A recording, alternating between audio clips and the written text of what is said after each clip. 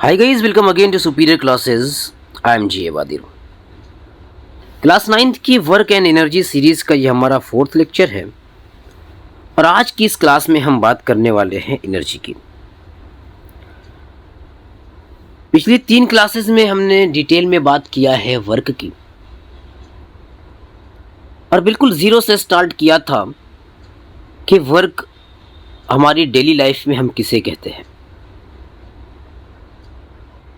और फिजिक्स में हम वर्क डन किसे कहेंगे, कब कहेंगे हम साइंस की लैंग्वेज में कि कोई वर्क हुआ है या नहीं हुआ है। टाइप ऑफ वर्क डन क्या होते हैं, कितने टाइप का वर्क डन हो सकता है, पॉजिटिव, नेगेटिव, ज़ीरो, इनके एग्जाम्पल्स, इनके मैथमेटिकल एक्सप्रेशंस, इन सब चीज़ों के बारे में डिटेल में हमने पिछली 3 क्लासेस में बात की हैं, उनके न्यूमेरिकल्स की बात की हैं और आज की इस क्लास में उसी तरह से उसी तर्ज पर हम बिल्कुल बेसिक से स्टार्ट करने वाले हैं एनर्जी के बारे में और हम डिटेल में बात करेंगे कि क्या होता है एनर्जी, एनर्जी हम किसे कहते हैं। तो चलिए आज की अपनी क्लास को स्टार्ट करते हैं। अगर मैं डेफिनेशन पे आऊं तो एक बेसिक सा डेफिनेशन हमारे पास में होता है कि energy is a capacity of a body to do work, यानी कि किसी बॉडी के कोई काम करने की जो कैपेसिटी है, किसी मशीनरी के, किसी बॉडी के, किसी पर्सन के कोई भी काम करने की जो कैपेसिटी है, उस कैपेसिटी को हम लोग एनर्जी कहते हैं। जो 3 पॉइंट्स यहाँ पर बेसिक से लिखे हुए हैं, मैं पहले इनके बारे में बात करूँ, फिर डिटेल में बात करता हूँ एनर्जी की। कहा कि it is a scalar quantity, जैसे वर्क डन स्केलर क्वांटिटी है वैसे ही एनर्जी भी एक स्केलर क्वांटिटी है और unit of energy is same of work done, और वो क्या है, जूल्स। यानी कि एनर्जी को भी हम वर्क डन की तरह जूल्स में ही मेजर करते हैं, उसका यूनिट क्या है, जूल है। फिर से आता हूं कि energy is a capacity of a body to do work. किसी भी पर्सन के पास किसी भी वर्क करने की जो कैपेसिटी है, कितना डिस्प्लेसमेंट, कितने टाइम में कितना डिस्प्लेसमेंट, कितना फोर्स अप्लाई करके, इस तरह की जो चीज़ें हैं, कितने टाइम तक कोई काम कर सकता है, कितने टाइम तक फोर्स अप्लाई करके रख सकता है, इस तरह की चीज़ों को हम अपनी डेली लाइफ में एनर्जी से कंपेयर करते हैं। जैसे कि हम अक्सर बात करते हैं कि कोई कितने पुशअप्स कर ले रहा है, उसकी कैपेसिटी क्या है। तो जितनी कैपेसिटी है वो उसके अंदर की एनर्जी है, वो उसके अंदर की एनर्जी को शो करता है। पूरे दिन काम करने के बाद जब हम एग्जॉस्ट हो जाते हैं, थक जाते हैं, फिर कहते हैं कि अब एनर्जी नहीं रह गई है, अब और काम नहीं किया जाएगा। तो इस तरह से हम अपनी डेली लाइफ में एनर्जी को एक्सप्लेन करते हैं, उसको समझने की कोशिश करते हैं। अगर मैं एनर्जी के टाइप की बात करूं तो जिन चीज़ों के, जिन एनर्जीज को यूज़ करके कोई वर्क किया जा सकता है, जैसे हमारी बॉडी में जो एनर्जी है और अपनी मस्कुलर एनर्जी उसे हम कह सकते हैं। हमारी बॉडी की एनर्जी को हम मस्कुलर एनर्जी के नाम से जानते हैं। इसके अलावा हम जब बोलते हैं तो वाइब्रेशन होता है, वाइब्रेशन से साउंड बनती है, वाइब्रेशन, और इसको हम साउंड एनर्जी कह सकते हैं। वाइब्रेशन हो रहा है तो वाइब्रेशन एनर्जी कह सकते हैं। लाइट से अगर हम वर्क डन की बात करें तो बहुत सारी चीज़ें लाइट से की जाती हैं, तो हम उसे लाइट एनर्जी कहते हैं। विंड मिल से हम इलेक्ट्रिसिटी जनरेट करते हैं, और जब एयर का फ्लो होता है तो हम उसे विंड एनर्जी कह सकते हैं। थर्मल एनर्जी, काइनेटिक एनर्जी,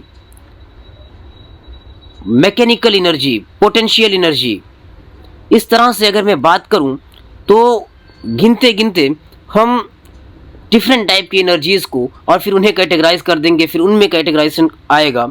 इस तरह से मैं यहाँ पर बोलता जाऊँगा और टाइप्स ऑफ एनर्जी ख़त्म होने वाले नहीं हैं।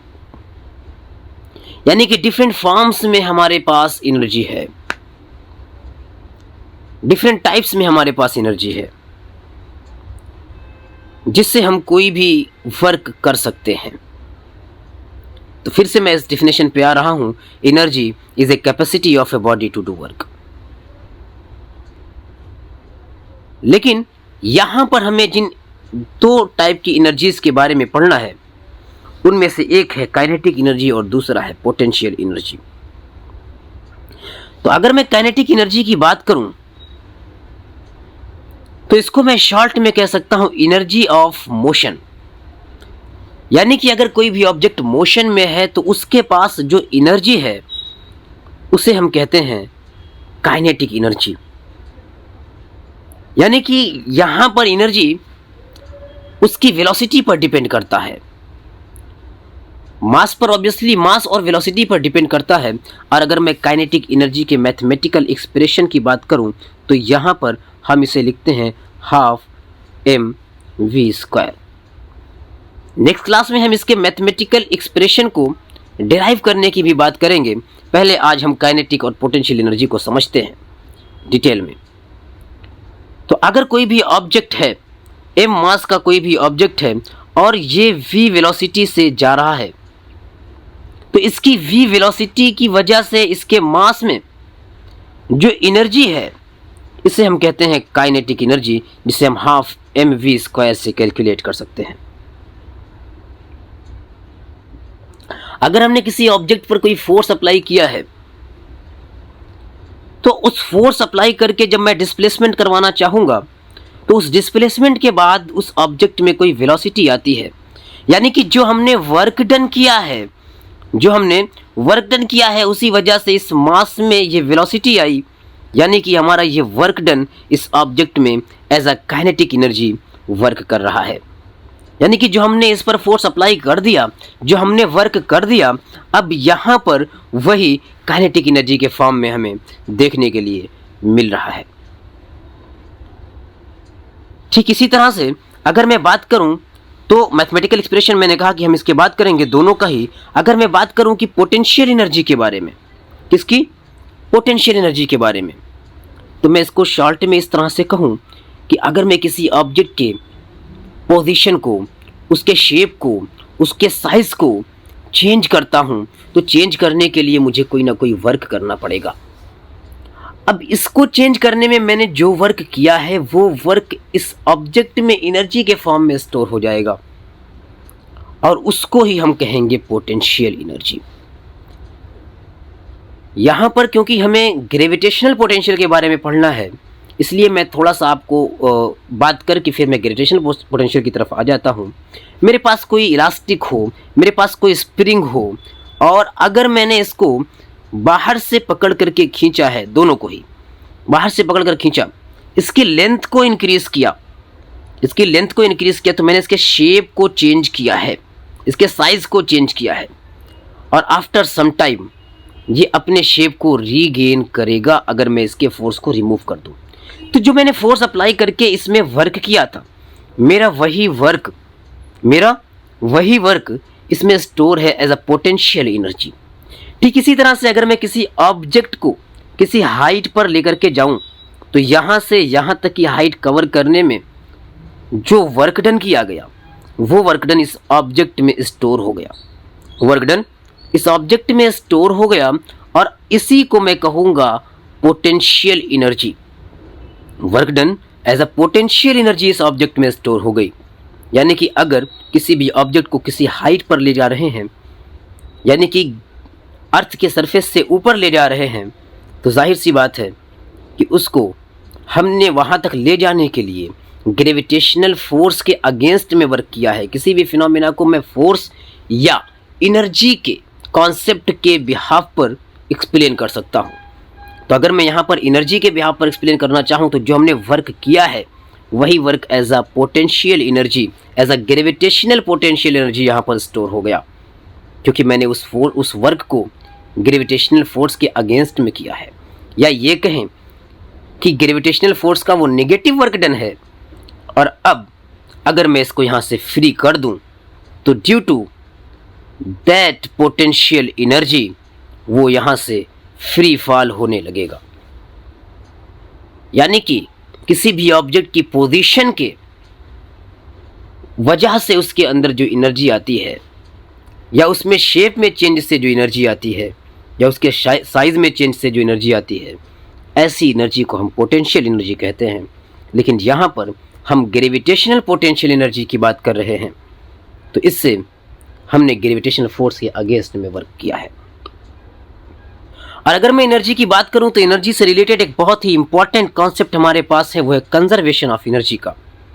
ऑब्वियसली इन दोनों के डेरिवेशंस और इन कंजर्वेशन ऑफ एनर्जी के बारे में हमें नेक्स्ट लेक्चर में डिटेल में बात करनी है।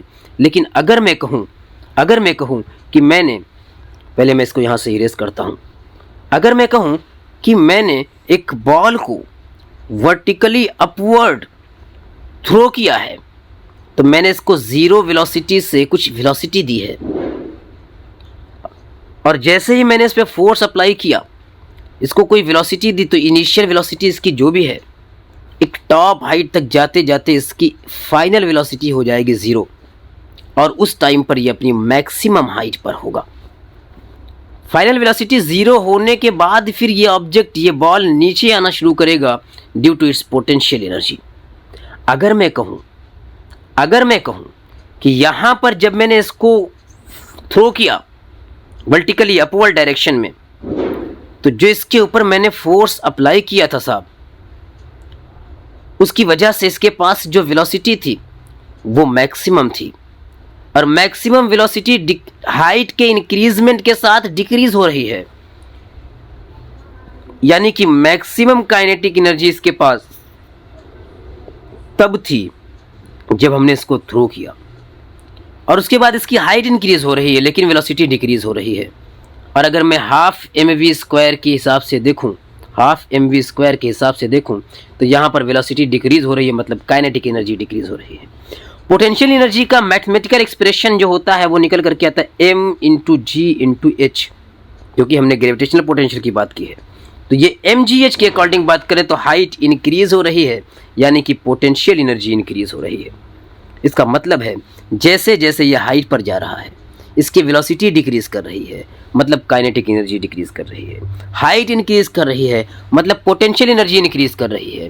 और मैक्सिमम हाइट पर पहुंचने के बाद इसकी वेलोसिटी ज़ीरो हुई, यानी कि काइनेटिक एनर्जी ज़ीरो हुई, और मैक्सिमम हाइट पर पहुंचने के बाद मैक्सिमम हाइट है, तो यहाँ पर पोटेंशियल एनर्जी मैक्सिमम हुई। मैं कह सकता हूँ कि जो मैंने वर्क किया वो काइनेटिक एनर्जी में कन्वर्ट हुआ। काइनेटिक एनर्जी मैक्सिमम हाइट पर जाने के बाद पोटेंशियल एनर्जी में स्टोर हो गई, और जैसे ही वेलोसिटी ज़ीरो हुई वहाँ पर मैक्सिमम पोटेंशियल एनर्जी है, और उस एनर्जी को यूज़ करके ये बॉल वापस से नीचे आने लग गया, यानी कि फ्री फॉल करने लग गया। इसका मतलब है कि एनर्जी एक फॉर्म से दूसरे फॉर्म में कन्वर्ट हो रही है। काइनेटिक एनर्जी पोटेंशियल एनर्जी में कन्वर्ट हो गई, और जैसे ही फिर ये बॉल फ्री फॉल करने लग गया, इसमें पोटेंशियल एनर्जी की वजह से नीचे आने लग गया, तो इसकी वेलोसिटी इंक्रीज करेगी, हाइट डिक्रीज करेगी। हाइट डिक्रीज कर रही है मतलब पोटेंशियल एनर्जी कम हो रही है, वेलोसिटी इंक्रीज कर रही है मतलब काइनेटिक एनर्जी बढ़ रही है। यानी कि जैसे जैसे नीचे आ रहा है वापस से अपनी वेलोसिटी को रीगेन करने जा रहा है, और काइनेटिक एनर्जी बढ़ती जा रही है, पोटेंशियल एनर्जी कम होती जा रही है, डिक्रीज होती जा रही है। इट मीन्स कि पोटेंशियल एनर्जी सारी की सारी उसी हाइट पर आने के बाद जहाँ से इसको थ्रो किया गया था, सारी की सारी पोटेंशियल एनर्जी काइनेटिक एनर्जी में चेंज हो जाएगी, कन्वर्ट हो जाएगी। इसका मतलब है कि potential energy, kinetic energy potential energy में चेंज हुई, उसके बाद पोटेंशियल एनर्जी काइनेटिक एनर्जी में चेंज हुई।